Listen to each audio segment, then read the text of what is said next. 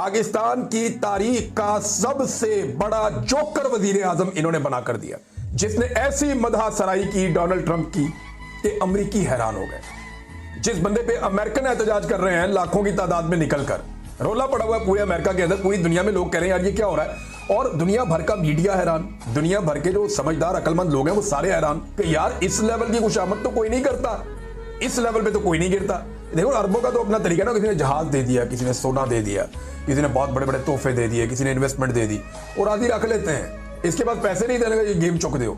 तो जनाब शहबाज शरीफ साहब तो आलमी सतह के ऊपर ये पदिराई समेट चुके हैं। शू शाइन बॉय इनका नाम जो है वो रखा गया है। तो अब आप इनसे तवक्को नहीं कर सकते पीर अदनान कादरी साहब खातिर जमा रखें। नादरीन, एक अनाउंसमेंट खैबर पख्तूनख्वा हुकूमत की जानिब से, और ये बड़ी पॉजिटिव और अच्छी अनाउंसमेंट है, मैं आपके सामने रख देता हूँ और इसके लिए हम शुक्रिया भी अदा करते हैं खैबर पख्तूनख्वा की हुकूमत का। उन्होंने शहीद अरशद शरीफ के नाम से एक यूनिवर्सिटी बनाने का ऐलान किया जर्नलिज्म पे।